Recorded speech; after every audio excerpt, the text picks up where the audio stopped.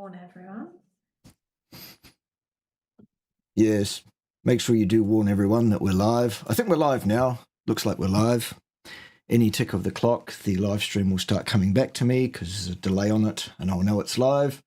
And we'll have to mute that track and then we can start doing questions and Why answers. Crazy Domains? There you go. That's why. Crazy Domains. Joining me today at 7 o'clock in the morning, my time, is the lovely Rach. You all right, Rach? I am well. Yeah, it's 7 in the evening here. Lovely. In the UK. Yes. So we're on different sides of the world. It's amazing stuff, isn't it? So the name of the game is Questions and Answers, live as they come about. And all you need to do is put a large capital Q, a colon, then type your question out and suffix the whole lot with a question mark. That way, His Majesty Ted will be able to find the questions more easily and he'll be able to twiddle the right knobs down there, won't you, Ted? You twiddle all the knobs down there. There's a good boy. He's very good at the old knob twiddling, is Ted. Where did you put poor Ted? He's down there twiddling all the knobs, Rachel. Okay. That's what he's doing. That's his job on the live stream, is just to make sure all the right knobs are twiddled in just the right way. Otherwise, you know, there are all sorts of problems. So let's see who's in the house and what's happening while we're waiting for people to wake up. All right, here we go. Try that. Right, we have a new Meat Militia soldier. People may or may not know you can join the Meat Militia. All you need to do is give us all your money, basically, and join the channel at various different levels. And that will help us pay this enormous fucking mortgage I've just taken on. Yeah. Oh, yeah, your house. It looks amazing. Yeah, very chuffed. Very chuffed indeed. Yeah. So. Yeah, I need to become a YouTuber, clearly. Well, just quietly, Rachel, it wasn't YouTube where the money came from. Yeah, I didn't think it was. No, that wasn't it at all. Right. It was my my joint venture deal with the fine folks at Serul that actually is paying for most of everything. There we go. Yeah, that and a little bit of consultancies on the side. But YouTube, yeah, people that don't know this, like you get about $1,000 per million views on YouTube. Oh. It's not. You know, you have to be a millions and billions followed person to make money out of YouTube, unless you're doing a joint venture with a company of some kind for advertising or whatever else. Or selling merchandise like this fine mug. You can get this too if you like from my merchandise store. I like that. What does it say?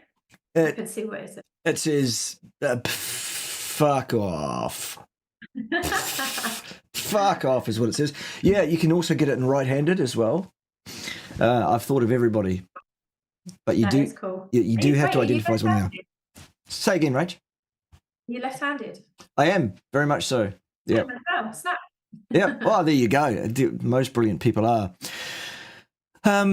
If you go to the bit.ly link underneath this video in the show notes, you can go to the merchandise store. You can buy that cup, and there's a Meat Militia cup, and there's also a T-shirt with that on it. If people are into that, you can buy that on a T-shirt and wear that around, and it's a great conversation starter.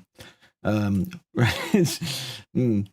It is. And stuffs. I nearly wore my only meat top, but I didn't. You wouldn't be able to see it anyway. But that's quite a cool one. Lovely. So before we get into questions, because nobody's really asking that many questions yet, they will soon. Do tell us a bit about yourself. Who's Rachel? What do you do? How do you do it? Are you on social media? Where do people find you there? Give us the whole rundown just so that people know who you are, if they don't already. Yeah. Okay, so I'm Rachel. I am in the UK. I'm a 41-year-old carnivore of 5.5 years with 4 children. Basically, I started out coaching with Dr. Baker. And now obviously he's closed his platform. I'm doing it by myself. And I was actually his YouTube, his podcast editor before that as well. So yeah, basically I coach in the carnivore diet, and I also make and sell my own products, which are made from tallow, which are very nice. Purified and whipped tallow.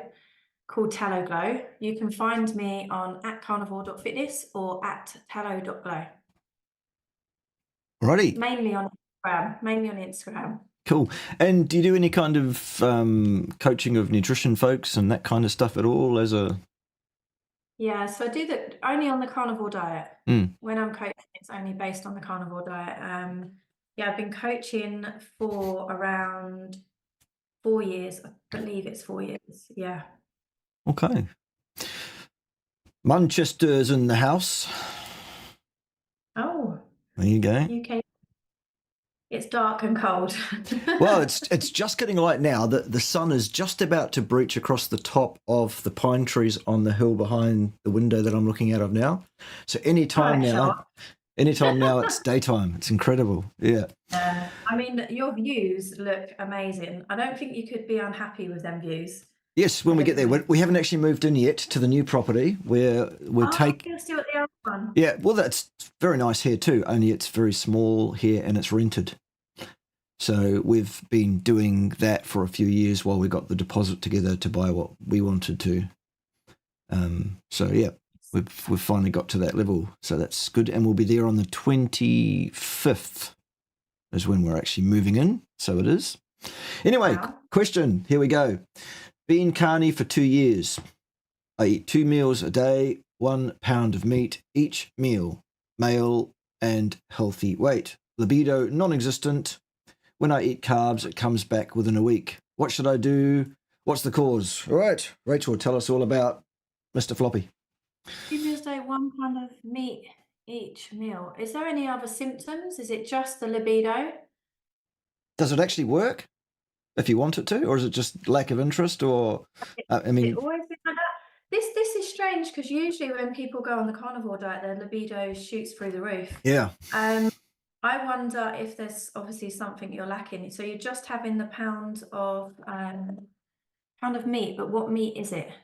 What kind of...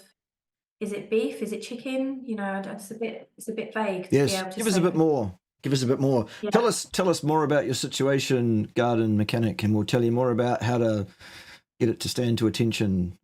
Hopefully it's a psychological thing that can be sorted and not a physical problem, because they can be a bit more recalcitrant or intractable. Good thing we've got a mate that's in that though. Dr. Kiltz is into so he's on our side. Funny enough, I just did an interview with him last night. All right. Yeah. I'm sorry, clearly I didn't make it clear, Rachel. You can't have other friends. I'm very sorry. Goodness gracious. Yeah. Sorry, carry on. I will not mention Spain in a few weeks then. I'm just going to keep that one quiet. Spain in a few weeks? What's happening there? Are you going to some big do? There's a carnivore conference and Dr. Chafee and other people are going to be there. So awesome. And it's like a big villa with a swimming pool. It looks amazing. There's going to be people cooking us meals. Nice. Just going to keep relax and enjoy it. I never get invited to such parties like that. Do you know, I only got invited a few weeks ago, and that was because I went to a different carnivore conference, and the person who's running it, Phil Escott, he said to me, I've got this thing in Spain, you need to come. And he was just like, come on, we're good friends, you need to come. So I just made sure that I was going. Right, yeah. Phil's a good friend of mine as well, and he hasn't invited me. How dare he? I know, I'll have a word with him later. Phil Escott. Phil Escott, you're in trouble, son. All right. Right, let's get in with the next question. Do you need any special refeeding after a 3-day dry fast? What do you reckon? Fasting isn't my speciality. I did do a course on that, but it's not. I know you're going to disagree with me with this because I don't actually fast. But I would have thought, you know, you don't want to go in with a big meal, obviously, and you need to take it slowly. And from the research that I did, you know, little bits of fat, high fat foods are good for refeeding. But you are the expert on this one, Bart, so you can say what you think. I think that fasting, and especially dry fasting, is a tool that should be used when it's indicated under the right circumstances. I think it's something that you probably shouldn't just go off and do by yourself so much, especially the first few times. You should probably have someone counting your fingers and toes while you do that. But it is absolutely a valid tool with absolutely, worthwhile outcomes for a lot of people if properly used.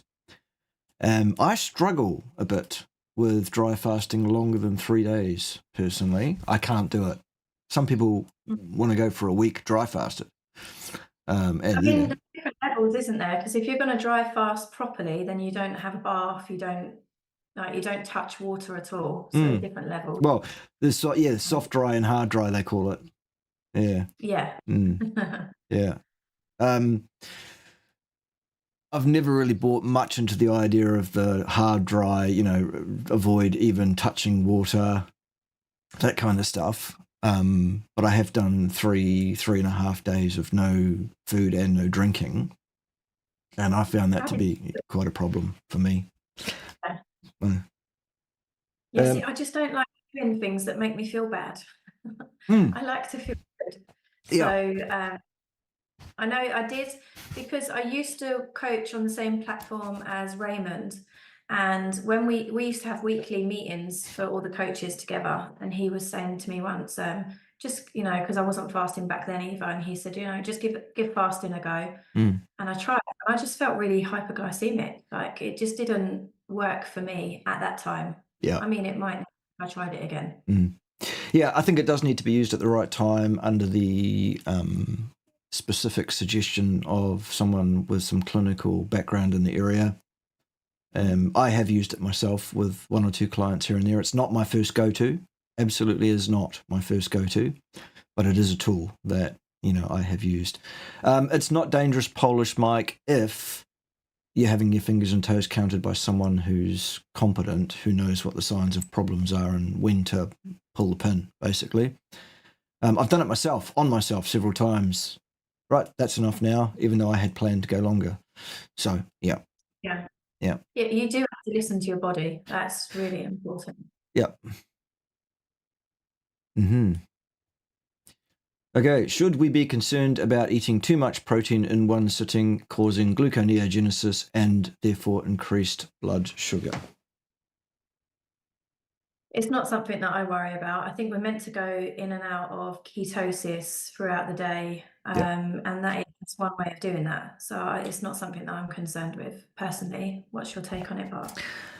I'm not concerned either, so long as a person isn't eating too much protein every single time they sit down for a meal, and that is their norm, because then every time they will get a gluconeogenic spike and there will be some storage and a period of inflammation attendant with that, which can become chronic if not dealt with. Like anything, the dose makes the poison. I mean, too much water will kill you. Yeah.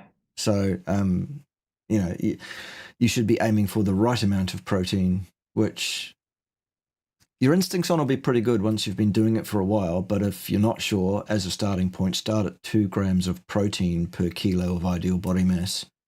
See how that sits with you. Okie dokie. Do you recommend carnivore for small kids 1+ as well? I would recommend it for any age because it's the proper human diet. Yep. I think that being well nourished isn't something to be scared of. Yep, absolutely. Me too. Once a child is weaned onto solid food, they can go directly onto meat. Just don't feed your kid huge chunks of meat they're going to choke on, obviously. Work into it, use your brains a bit. All right, good. Agreed with that as well. Apparently Kentucky's in the house. Is the state still there? I thought it blew away. I was told there was going to be a Category 59 earth-shattering, everything will be wiped off the map storm. Did that not happen? I'm not up to date on it, but I know that Dr. Kiltz was saying that he had to evacuate and stuff last night. So yeah, the updates I've read is that they were saying it's going to be this Category 5 to end all storms storm, and then it kind of putted out and went down to a 2 and crossed, and it was no big deal, was what I heard. It is, but they do get this wrong all the time, don't they? That's why. Yes, that's one of the things that we have not got particularly great at, is predicting the weather. on the short scale, or indeed the climate on the long scale either. Predicting those things is not something that seems to be a very accurate science. Apart from we know it does change. Canada is in the house, the former Canada. Canadistan, good to see you. Good. Yes. Do you use a sauna, Rachel? Do you think it's healthy, and does it have benefits for you? I do use a sauna if I'm going to the spa. I've heard that there's lots of health benefits. I personally don't actually do a lot of biohacking because I just feel really good. So I feel like I don't have to. But if I've got that luxury there, then I'll go and do it. It's not because I'm thinking, it's just because I want to relax for the day, really. Yep. So what sort of health benefits have you heard about? Well, there's multiple, isn't there? Yeah. I'm drawing a blank on the right Okay, now. so a couple. Yeah, it's fine. no. A couple I've heard about are things like increased heat shock proteins, which seem to be a good thing. Seem to be a pretty good thing. Let's see the guns. Let's see the guns. Show us the guns. Yeah. On that screen, it makes me look really red, and on the other one, it doesn't. So the monitors are a bit different, I think. Whatever. That's live television for you, or live YouTube vision. I do look normal, but on that one, I look radioactive. It's putting me off. Yeah. Nah, you look. I look a bit brown on one of them, so it's whatever. I wouldn't mind brown. All right. So, heat shock proteins is one. The possibility that it's good for vagal tone. Good to get the lymph going. Would you say standard sauna or infrared sauna? I'm not sure it makes a huge amount of difference, personally. At the end of the day, heat is infrared radiation on the electromagnetic spectrum. So whether it comes from some hot coals with some water doused over it for some steam, or whether it comes from a bulb that's producing it, I don't think it makes a great deal of difference necessarily.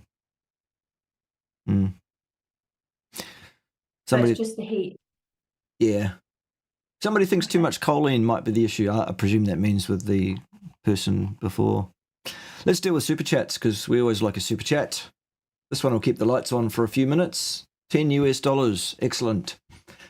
Can fasting help regenerative disease? What protocol should I use? What should I look for in advancement? I'm a 95% carnivore and have fasting experience. Love you. Yes, love you too. There's nothing you can do about it, but not in a gay way. Well, whatever. Fine. Yes, basically, is my short answer to can it help? It has that potential if it's used in the right way at the right time. Protocol-wise, well, that would be a one-to-one discussion with me. And the rest of it would be, the same. Thanks for the $10 though, for a question that can't really be answered without talking to you face-to-face to work out what's best for you. Appreciate it. Hello, Nicholas. Good to see you. More Brits in the house. More Brits. We like Brits in the house. We don't get many of them because I don't usually stream at this time. So that's good. Right. Here are some euros. We like euros too. 11.99 euros. Low carb, so simple. Good name. No comments, but we'll take the 11.99 euro dollars, pounds, squid things, whatever they're called. Very nice. Yes. Oh, I suppose here's the comment that goes with it that didn't append to it. Rightio. Sudden dietary changes shouldn't be made because they can upset the gut microbiome. However, when you fast, that's a sudden change. Does it upset the gut? Right. What do you think, Rachel? I don't think it does upset the gut. Not from what I've seen and heard. What's your thoughts on it? I've found the same personally, that it's a change from one thing to another that seems to be a problem, not a change from something to nothing. Yeah. Yeah. I've never heard of an issue with fasting and gut problems. It usually comes right when you fast. Your gut function if it's off, usually resets. So, Yeah, exactly. hello, PhD Predator. Hello. Right, more questions. Beef and pork mainly, no other symptoms that I've noticed. Okay. 28, didn't have a problem before carnivore, and when I add carbs, it goes back to normal. I'm not eating in a deficit. I've maintained weight. There is a linkage for some people on extremely carbohydrate limited diets. There is an axis with melatonin, serotonin, etc., which can have an effect libido-wise from memory. And while putting some carbs in might be one solution to one problem, it's a robbing Peter to pay Paul thing. I would suggest that you talk to Dr. Kiltz. He is an expert in reproductive health. So that's probably what I would do. I also wouldn't ask me necessarily about either lack of interest or dysfunction, because neither of those things occur for me, and I'm in my mid-50s. Still interested as fuck, and it still works fine on a carnivore diet for nearly 10 years. So, I mean, it's really unfortunate for who's suffering, but it's yeah. not something that I've really heard of too often. Mm. And he's even old, like he's 28, so he's young as well. Yeah. Yeah. Yes, we do absolutely empathise, and we can hope that you can find a workable solution. Yes, Dr. Kiltz is who I would make contact with her on that one. Apparently, people in the carnivore community speak a lot about sodium, magnesium, potassium values. What's your take on this? And is it an overcomplication? What do you think, Rachel? I think your electrolytes are very important. I'm very simple with mine personally. I just use salt. When I started out, I was supplementing with magnesium, and I got to a certain point where I felt like I didn't need it anymore. So I stopped supplementing with that, and now I just do salt. I did have a magnesium. Obviously, if you're worried about the amounts and how much you need to get, then you can just buy a ready-made supplement that's got all of that worked out for you. Yeah, absolutely. I had really good results just with salt personally. Yep. And there's obviously some people that just don't salt at all, and they're fine also. Yes, absolutely. I too just add salt to my instinct to what taste I want. Heaps of salt, Taste. less salt from day to day. Absolutely that. It's just salt. There's nothing special about any of that. I think once you've been doing it for a little while, you can be really intuitive Yeah. and go by your taste buds. So, you drink for first, you salt to taste, and you eat until you're full. It's really simple once you get going, and you can trust your body. Yeah. Apparently all you need is 2 teeth to eat meat. 2 teeth to eat meat. All right. Or if they don't have any teeth, you can chew it for them. Okay.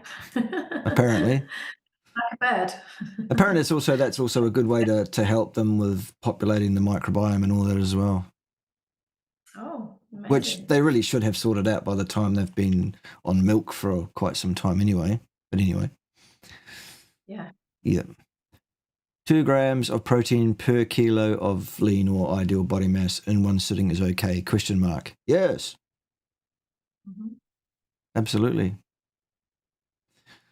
George is in the house.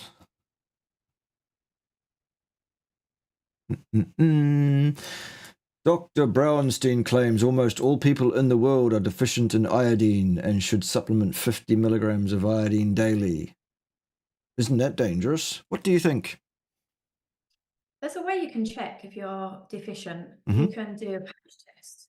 Yep. So if you put like a patch somewhere where you're not going to see it, you want to leave that there for 24 hours.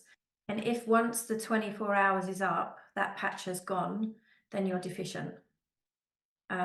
If it's still there, then you're not deficient. Yep.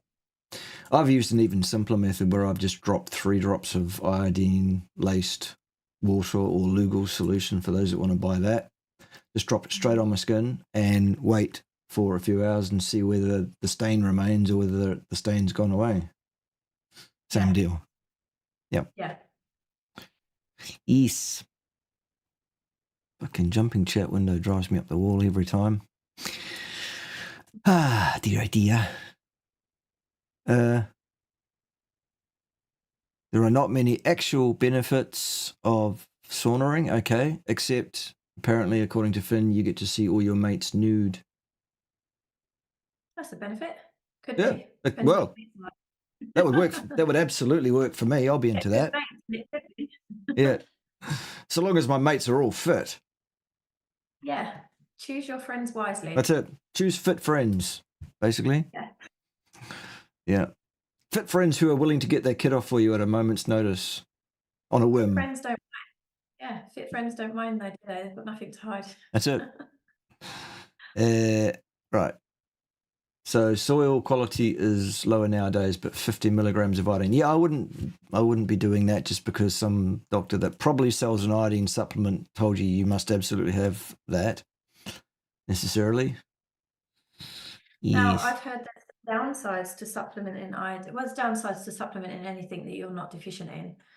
But with obviously, you can have some issues with the thyroid if you're really over supplementing with the iodine. Yes, absolutely. Apparently, he also states that you should take selenium, magnesium, and vitamin C. Well, does he sell all of those things too? I'm guessing so. I would say so too, probably. None of those things are necessarily required. In fact, there are no nutritional supplements of any kind required on a species-appropriate diet. The clue was in the title, wasn't it? Species-appropriate diet. Yeah, it doesn't make sense. There's no animals that need supplements. Well, maybe the ones that we feed, actually, but that's it. Yeah. Yeah. Ted's drunk my bloody coffee, little bastard. Incredible. He's going to be wide awake. Why is artificial sweeteners bad if I don't break my strict carnivore diet? Well, if you use artificial sweeteners, you are breaking a strict carnivore diet because there are no natural sweeteners found in the animal foods category, are there? Really? No. No, they're all derived from plants. You crave as well. When you're adding sweeteners in, it's keeping the sweet taste alive. And then you can then start craving, and then you can end up just, cheating on your diet. Yep. And the other thing that can also happen is that when your taste buds taste something that is sweet, they send a message immediately to your brain, sweet taste, and your brain interprets that as incoming carbohydrates, and it will dump a bunch of insulin in the belief that what's coming is carbohydrate. It's artificial sweetener. The carbohydrate never gets there. So you get this insulin spike. That does not sound not so good. Not so good if you're doing that all the time, depending how much of the stuff you're taking in, etc. I wouldn't be doing it necessarily. No. Ideally. I'm also not going to sit in judgment. I guess that means OMAD, 1 meal a day. Can 1 meal a day be considered fasting? Depends who you listen to and what their definition is. What's your definition of fasting, Rachel? Well, having a window of not eating. So 1 meal a day. Mate, we might differ on this. That's all right. We're allowed. You're allowed to. I'm not going to hold you in contempt of court or hold you up for hate speech today. No, but 1 meal a day, you're obviously not eating for most of the day, and then you've got an hour, say, of eating. So to me, that is fasting. Right. My definition of fasting is any time you are not eating. So the second you stop eating, you are fasting until you next eat. And then you've broken that fast. So that fast might last most of the day, or it might last an hour until you're hungry again, or it might last several seconds, or it might last several days. However, I don't really consider it as useful fasting, and I don't sort of talk about that as a program of intermittent fasting. I just call that 1 meal a day. for me, fasting and the benefits of fasting start at around about the 72 hours mark. So anything beyond or shorter than that, for me, is just not eating. And frankly, it's dicking around. Yes. Yes. Yeah. If you're going to do it properly, for God's sake. $5. I've only ever managed 48, so I'm not in that category yet. What about homocysteine? Mine is 19. Is that a problem? But Okay. Well, what are your symptoms, Patty? Anytime anybody tells me what any one of their lab values are, anytime at all, I'm going to ask you several questions. And the first one is going to be, great, what are your symptoms? How do you feel? Because if you feel great and there are no symptoms, guess what? Nothing's broke. Ergo, it doesn't need fixing. So we'll wait for you to tell us what your symptoms are. I do like to stick by that. Normally, if someone says to me, oh, but my levels are such and such, and my first thing is normally, how do you feel? Let's go by how you feel. How was you feeling before? How are you feeling now you're on the diet? Exactly. Yes, good. Right, 5 months carnivore, history of depression. Still very poor mood some days. Thoughts? Are you having any plants in your diet whatsoever? Like, are you using spices? So with depression, the best thing to do is go completely zero plants. Obviously, you need a transition phase. Yeah. But once you've got through that, then you need to be zero plants to get over that depression. Obviously, you need to make sure you're getting enough nutrients in the day, and things should improve. What's your thoughts, Bart? Yeah, while I would prefix any commentary around psychological issues with I am not an expert in psychology, what I would say is that there seems to be a very clear association between chronic systemic inflammation and psychological problems of all sorts, including depression, for which I have a patented 5-step program. It's called 5 Health Hacks You Need to Know. It's on a video on my channel where I'm doing that on the thumbnail if you want to look at it. And it says, do these 5 things every day for 6 months and you won't know yourself. And nobody's come back to me yet and said, no, that didn't work. So it's a pretty good program, I think. So if you're interested in that, I would go and check that out. Yeah, and obviously anyone that is having serious issues with depression, you need to talk to somebody about that, like rather than later, if that's the case. But in terms of what you can do going forward to alleviate the situation, it's quite likely that an alleviation of your chronic systemic inflammation will actually give you a whole new perspective. Certainly did for me. Yes. Yes, very good. Yeah. Can bulking up be used to speed up recovery of a lesion like tendonitis, for example? Well, tendonitis isn't necessarily a lesion. Itis means inflammation of rather than lesioning to. The best way to get past a tendonitis situation is to, if it's an occupational or otherwise overuse situation, to change the usage pattern and to seek expert advice on that if you need to. I would probably use the raw products as my real first line of attack on any of that kind of stuff, and I'd probably take BPC 157 if it was me. What would you do, Rachel, around all of that? I would go with what you're advising because you are the expert. Excellent, good. So you know the law about hate speech here on the channel. I like it. Your friend Jess doesn't know the rule about hate speech here. She just, whenever she feels like it, if you please, I don't agree, she says. Goodness gracious. What is this? But that's what I like about Jess. Yeah, she's always been that way, even when I was supervising. Yeah, I supervised her dissertation when she was a student. So that's how long I've known her. More outspoken then. Yeah, she was even gobbier, because she would come in with screeds and screeds and screeds of bollocks that she'd written during the week for this dissertation, and she'd bring it in and I'd go, no. Right, off you go. Go and do something better. I bet she loved you for that. Well, not at the time, but afterwards she got the point that it actually was a very valuable process to learn how to write well. Anyway, that's for another day. Okay, questions. Love it. Is it better to always have carbs with some fat to avoid large glucose spikes? Ooh, okay, have fun with that one, Rachel. Go. Is it always best to have some carbs with your fat to avoid the glucose spikes? No, that's something you want to avoid because of the Randall cycle, which obviously, Bart, you're the expert, so I'm going to let you go into the Randall cycle. Oh, God. Do I have to answer all the questions? Okay, fair enough. Yep, you should not mix carbohydrates and fats, basically, is the take-home message on the Randall cycle, because they cross-inhibit each other for access to mitochondrial energy production pathways, like two fat men trying to get through a revolving door at once, or like too many fat people trying to get into a naked, what was that thing we were talking about before? What's the word? Sauna.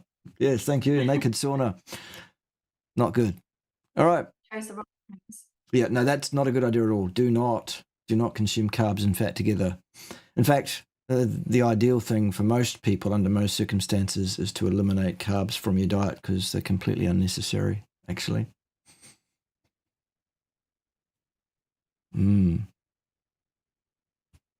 Yes. Talk on the electrolytes side of things. Very good. Very good. I really hate this chat window. It hates me back too. Every week when Pim's bitching about the chat window that fucks around, I know what she's talking about. Absolutely, it's a terrible, terrible thing. Right. Much enjoyment to catch us live. Well, very pleased that we could do both UK and Euro friendly time zone for once. Yes. What's the biggest difference between drinkable yogurt and Kefir? Drinkable yogurt and Kefir.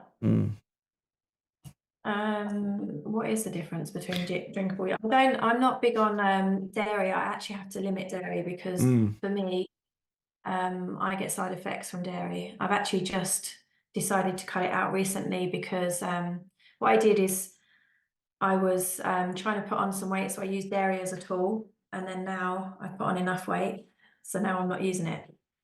Yep, fair play. I don't really know what the huge difference is. I mean, Kefir is obviously got the bacteria in it, hasn't it? But yeah, but then so's yogurt. Maybe it's different bacteria. I don't know. I'm not an expert in the various different. Yeah, I know I've been drinking a bit of Kefir lately because it's being made around here at this house. So I'm going, oh yeah, not bad. Yep. It's all right. Yep. Would consuming sugar every now and then necessitate vitamin C intake above what meat provides? Interesting to see what you think about that one, Rachel. Would consuming sugar every now and again? Well, if you're eating sugar, it cancels out. You can't absorb. Basically, they compete with each other, and you can't absorb the vitamin C if you're eating sugar. So it's not something you want to do. And actually, that's when you're going to need a higher amount. You'll have a greater need for vitamin C. As carnivores, we don't need that much, and that's why you don't see us getting scurvy and things like that. So, yeah, yes, absolutely. Yep. There are no bona fide identified cases anywhere in the medical literature of any carnivores suffering from scurvy. I actually watched a vegan, I think it was Joel Kahn and Ken Bailey debate earlier. And basically, no, it wasn't. It was Vegan Games. Vegan Games was saying that multiple people in the carnivore community get scurvy. Right. And I was, I've actually never heard of any. Right. Neither have I. None at all. No. So is this the usual Richard Burgess selective use of the truth and actual information? Yeah, I mean, he was saying a lot. He was saying that you can use epidemiology as causal. That's hilarious. That's absolutely hilarious. Yeah. And funny enough, actually, for anyone listening, I'm going to be debating vegan gains. Oh, okay. Yes, we're going to do like a YouTube live, because I watched him years ago when he was absolutely insane, and he probably still is a little bit insane, but I don't know that for sure. And I stopped watching him, and every now and again I kind of drop in and see what he's up to, and every time I do that, he tends to be injured. But yeah, so I had started getting messages on Instagram and people saying Vegan Games has called you out for a debate, check your inbox. So I checked, and he called me out for a debate, and that's going to happen on the 30th. All right, good. Well, I'll look forward to that. I'll have to put that on my reminders list. Yes. Richard is one of these characters who is overly confident in himself. He thinks he understands science, even though actually his level of qualification in science is he's got a high school diploma, I think. And actually no training in science. He's got no post-secondary education of any kind that I'm aware of. He's also, as you quite rightly pointed out, they're quite barking mad. And he's also a complete coward, because he's quite happy to call out people that he thinks don't really know much about it, maybe, but he won't call me out for a debate. In fact, he agreed to a debate with me about 4 years ago and then ran away with shit in his pants because he's such a fucking coward, basically. So, Richard, if you're watching, you're a fucking coward, son. Yeah. And that's that. Yeah, and that's that, basically. Yeah.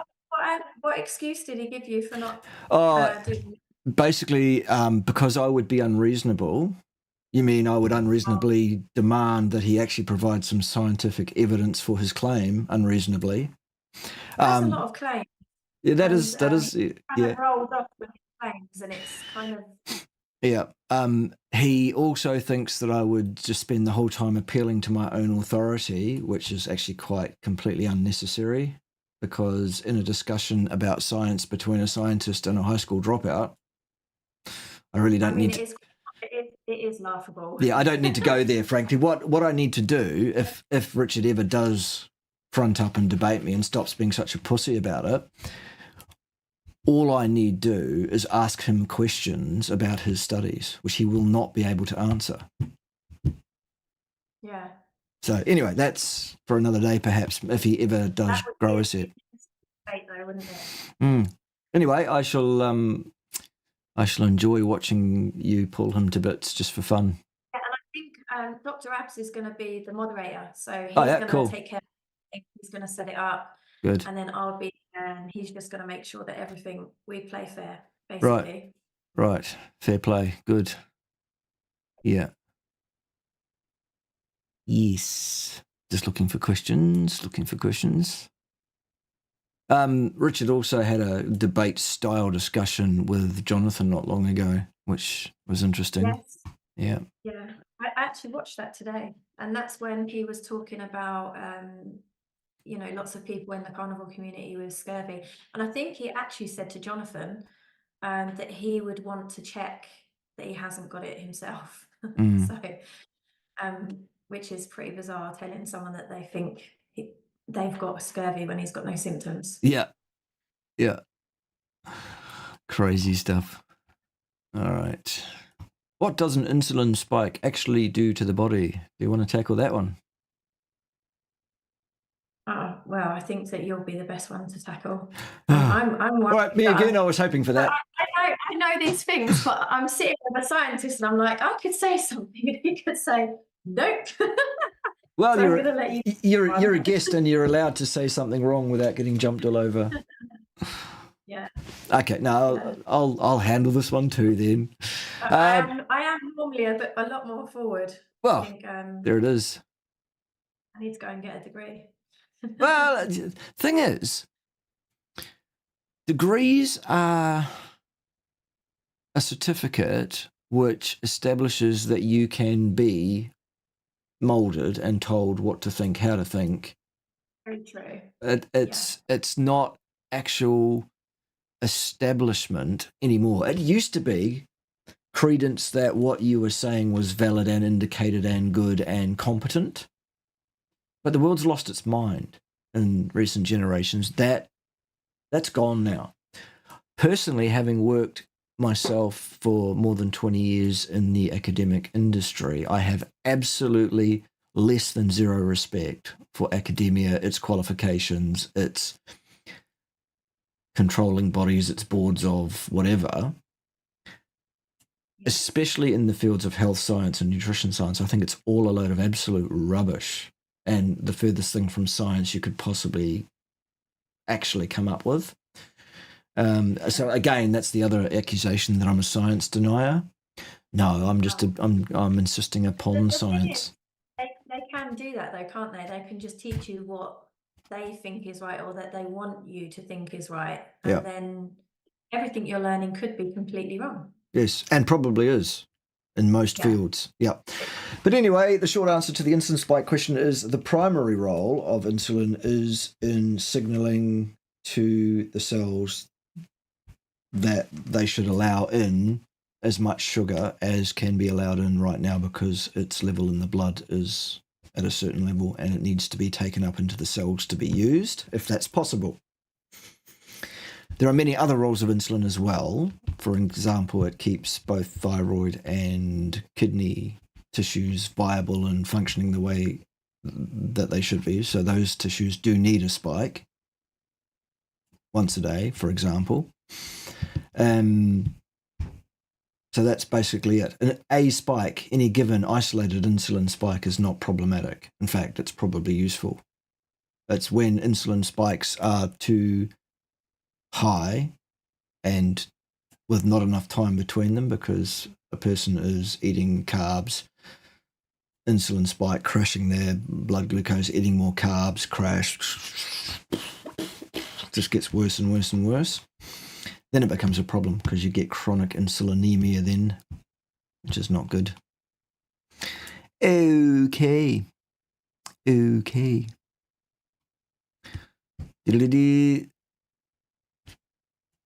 Xanthelasmismus. Those are cholesterol patches that people can get under their eyes. I have them. Okay. Carnivore for 8 months. Okay. Feel great, but these patches look weird. Any advice for getting rid? Did they come on after you changed your diet or before?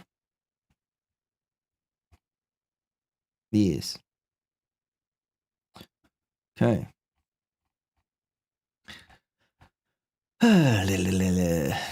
Silly question.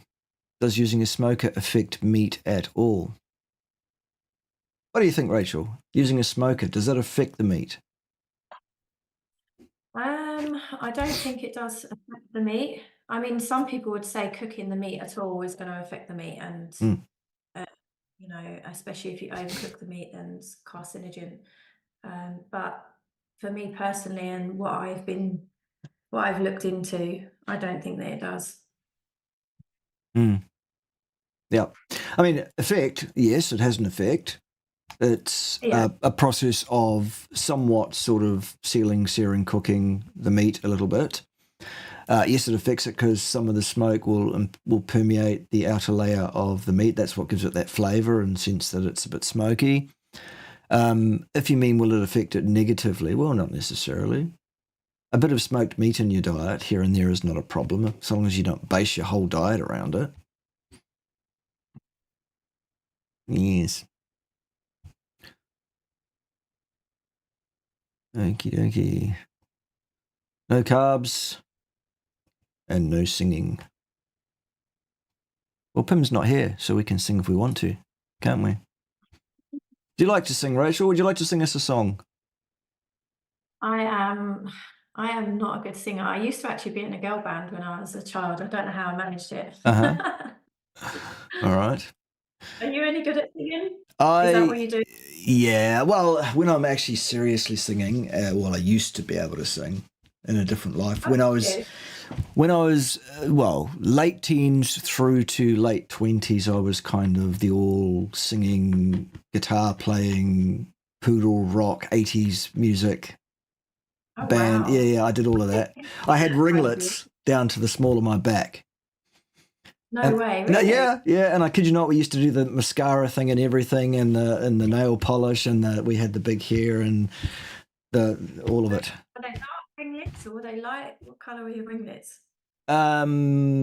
Just like that style, like the usual poodle rock style. Like brown or were they blonde? Yeah, brown and a mixture of brown and red. Oh, Yeah, I was kind of half ginge. wow. Yeah. I need to see the pictures. Well, I'd have to find some. We weren't really thinking about pictures and things at the time, and phones weren't even invented. Oh, yeah, Cell true. phones. Yeah, so there was just none of that going on. Yeah. Right. Thank you for the squids there, Jonathan. Appreciate that. Going to try and win my pro card on the 20th. Cool. Awesome. Good luck with that. Good luck with that. There we go. Kefir is fermented with kefir grains specifically, and yogurt is fermented with naturally occurring casein and other dairy-derived cultures. Okay. It's a specific breed of bacteria that's used to produce it. There you go. Yes. Carnivore diarrhea. Help! How to stop it? What would you say to someone that's got carnivore diarrhea? How long have you been carnivore for? Is it a transitional issue or is it that you're eating too much fat? You can kind of, in the beginning, some people do get a transitional issue and you just kind of get through that. But once you've been carnivore for a little while, if you're finding that you get diarrhea, then you can draw back on the fat. And maybe the salt as well. Sometimes people are over salting. So yeah, those things can cause an issue. Yeah, absolutely. And we also would probably need to know how long the diarrhea has been going on for. Is it always loose, or is it a mixture of loose and more form stools? Yeah, all of that. Okay. Nick says, I did get scurvy. Well, did you get that medically diagnosed? Have you got any proof of that? And were you eating purely a carnivore diet? Or was there something else sneaking in there as well?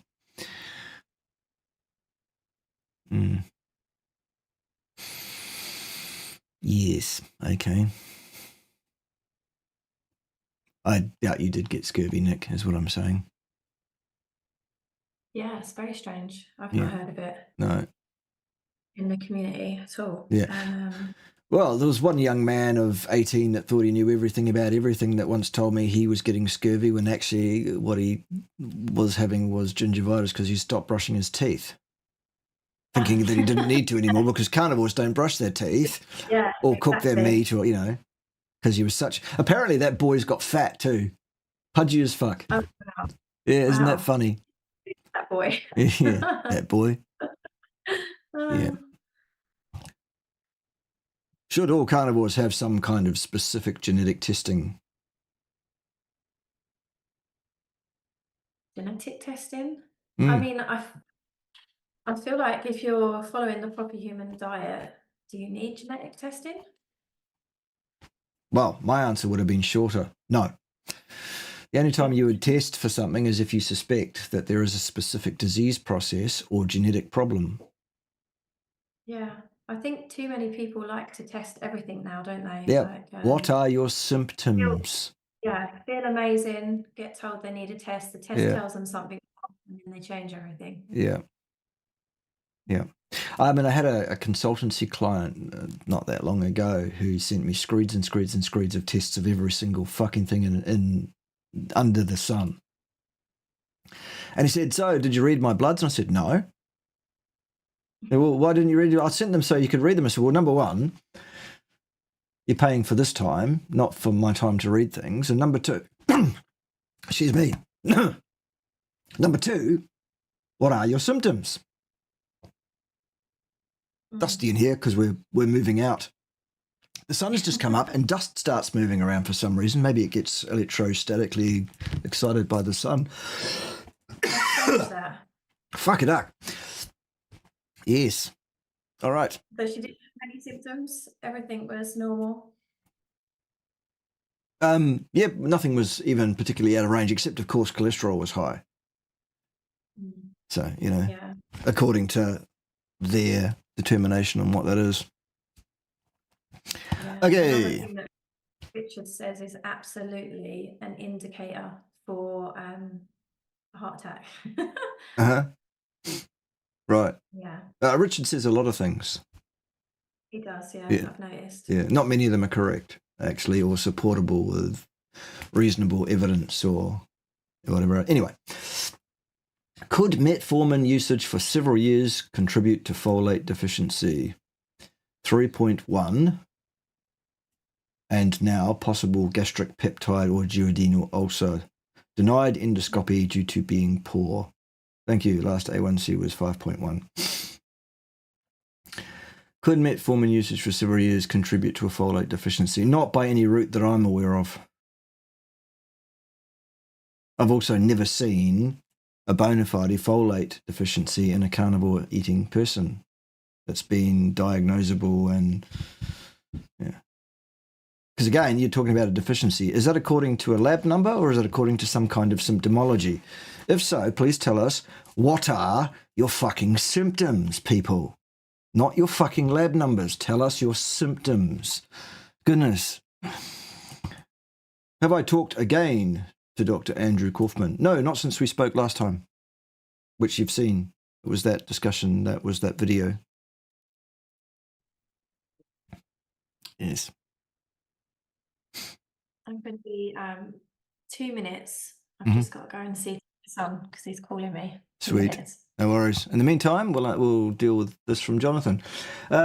Yes, 100% it will, says Jonathan. Okay, what's the mechanism, please, Jonathan, by which omeprazole and metformin affect folate directly and, is that at problematic levels, etc.? Will I react to Ken Berry versus Gil Carvalho? Yep, probably. That would be just about put it in the bank for a good number of views on that video, so I'll get to that soon, yep. Been on omeprazole since it entered the market. Jesus, that is not a good idea. It's licensed for use for 28 days at a time, not for years and years and years on end. It seems like there's something that needs dealing with there, Arwen. Perhaps you should talk to me in the background. Maybe have a consultation and see what's what.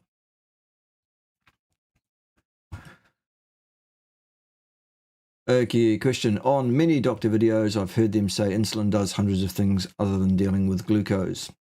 But if you Google it, you can't find two. Can you mention some? Well, I mentioned some a bit earlier.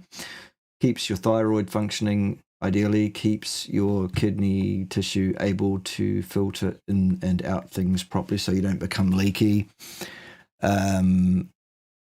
It's a messenger for the uptake of sugar into cells from the bloodstream. There's 3. And yeah, heaps of other things. It's a cofactor to all sorts of stuffs. How do herbal supplements work for autoimmune issues? Depends on what supplement and what issues. Jonathan's had a pop at Cole Robinson recently. That's probably indicated. All you do is you just eat fucking sugar. Just eat fucking sugar all the time. That's all you do. It's great.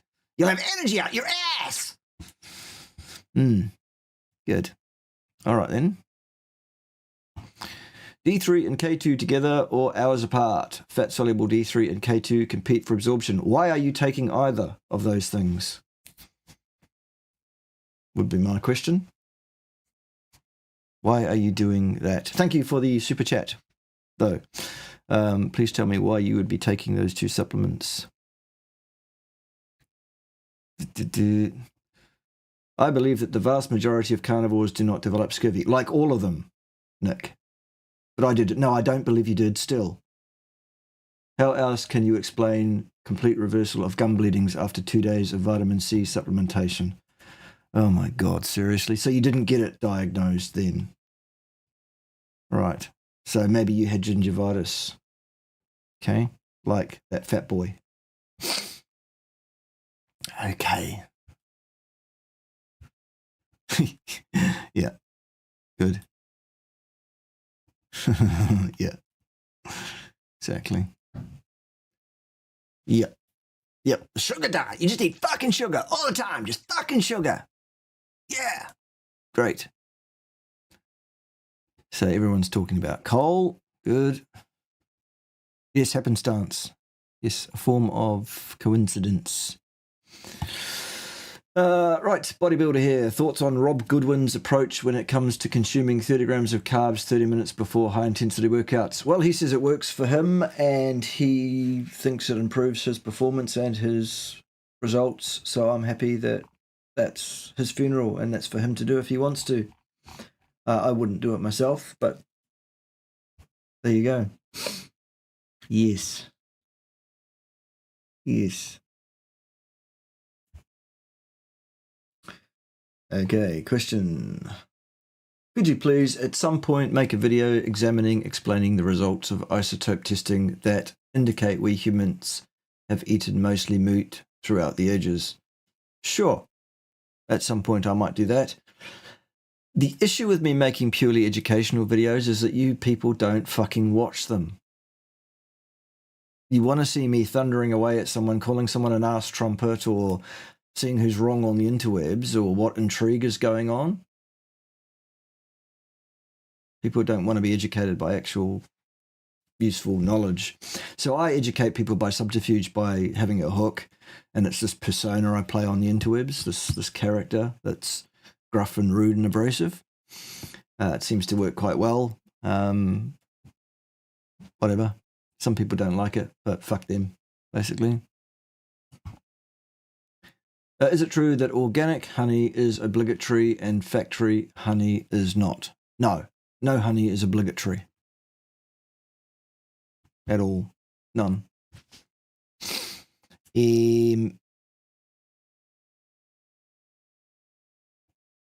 Yep, Matthew's still waiting for his scurvy. If I can assume your gender, Matthew. Yes, our genes do indeed absolutely establish that we are human. So does our presentation as a human. It also is in line with that. So that's good.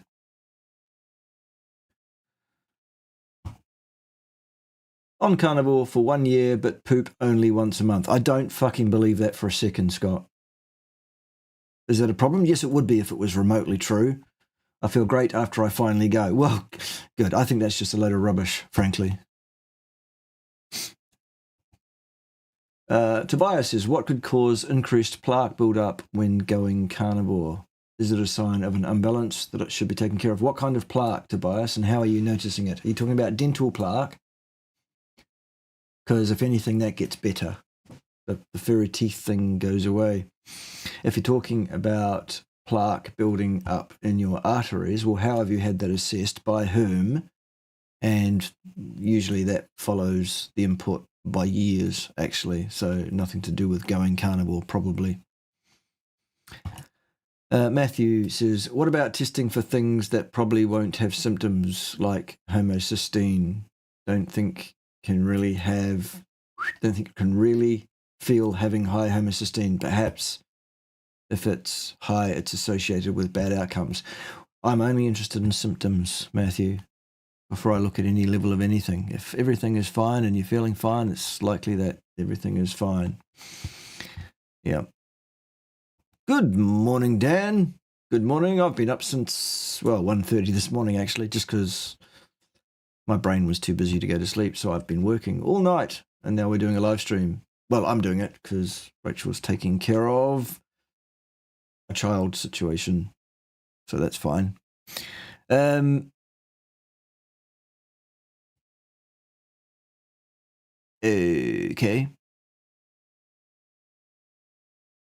Right. Can you speak to menopausal weight gain, and will carnivore help with testosterone to estrogen conversion? Well, I could speak to menopausal weight gain if I knew what the question was.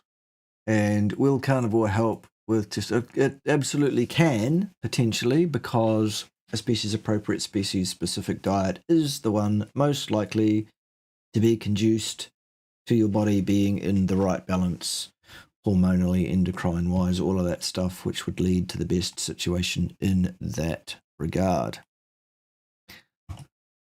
What do you think about EMFs? If bad, what's the best way to block and avoid them in your household?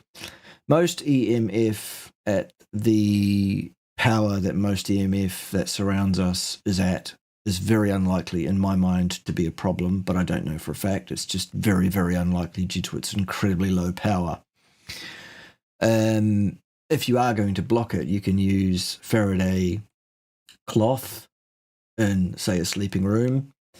You could put your devices in Faraday bags at night time or turn them off. Same deal with routers, modems, etc. You could turn them off.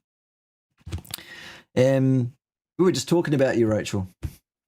Was you? No, we weren't. I don't know how long I'm going to be able to stay for, because my youngest is not feeling well. Right. And he just wants.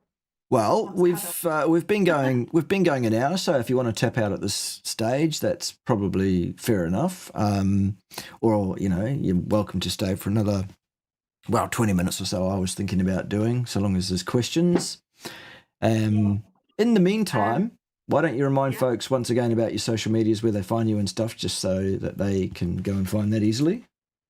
Yes, so you can find me on Instagram mainly at carnivore.fitness, or if you want to look into my products, which are tallow based, then you go to @tallow.glow. And I will have to be saying goodbye because cool. he's cuddles and I can already hear him. All right, thank you for your time. Appreciate it. No, not at all. I'll speak to you soon. All right. Bye. Cheers. Now then, we can get rid of that little, where is it? There it is. Bing! And yes, we'll just move over a bit. There it is. Right, so we'll finish off soon, ladies and gentlemen, boys and girls. Nice to see Rachel. Isn't it just the way when you're a mom? And you have to deal with mom stuff, though. But yeah, do go and follow Rachel on all her social medias. Helps with the cross-pollination, visibility, all of that. And we would, of course, love to have Rachel back on again to share her knowledge again in the future, of course. All right. So metformin reduces stomach acidity, okay, and drains the body's ability to express the correct genes to assimilate the nutrients, including folate, I presume you mean. Okay, fine. That'll do. It's not a pathway I'm aware of personally myself, but I'm sure it's a possibility that that's one area where it could go wrong. I just haven't seen a folate deficiency in any of my clients, or any signs of a folate deficiency that would make me actually suggest to them that they look for a folate deficiency by way of a test. Yes. Do things like Shugite or Organgite, whatever, have any proven benefits for the body on EMF protection? No, because there are no proven harms of EMF at the power that is used by even 5G type technology. Obviously, you don't want to go and stand right by a 5G tower all your whole life and never move away from it, more than a meter away, but at normal operating power, it's very, very unlikely to be an issue. Because 5G is an order of magnitude less powerful than sunlight. So, there we go. Wouldn't apple cider vinegar fix heartburn and reflux instead of omeprazole? For some people that works. It depends on what the issue is, really. Yeah. Yes. And also, Jonathan did Harry's protocol for 2 years and it didn't affect folate status. Well, that's what I'm talking about. You see, it's like, well, okay, it's a fine theory, but in practice, yeah. In practice, who knows, right?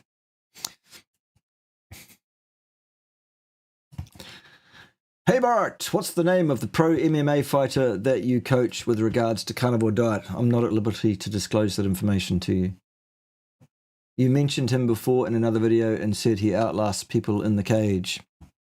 Well, like anything else with these kind of higher profile clients, it's not something you can talk about. All right. Sorry about that.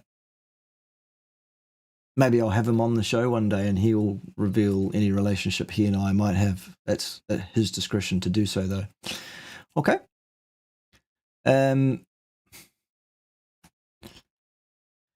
Yes. Yes. Do you believe there are... Come on. Do you believe there are genetic differences in how people respond to saturated fat, live, super high cholesterol levels? What? Versus people that get that when... I think it's time to stop, because either I can't read or whatever. Do you believe there are genetic differences in how people respond to saturated fat live, super high cholesterol levels versus people that don't get that when consuming saturated fat? Of course there are genetic differences between people. Yes, of course there are. We're not all the same. A physician and my family told me that I should be worried about vitamin A deficiency on carnivore. Absolute, utter nonsense, rubbish, gobshite, no such thing is true. Do you use fluoride-free toothpaste? Yes, we do. We don't use fluoridated toothpaste in this house. Here's a link if anybody is interested. It's in the chat if people want to click on it.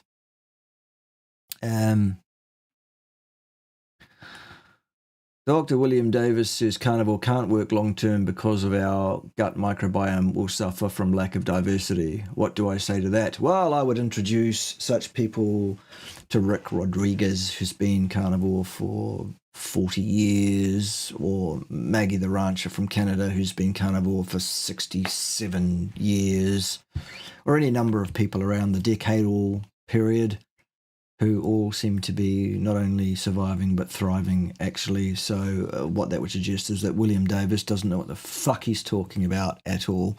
Diversity is actually not what you need in your gut microbiome. What you need is a healthy balance of things. All right?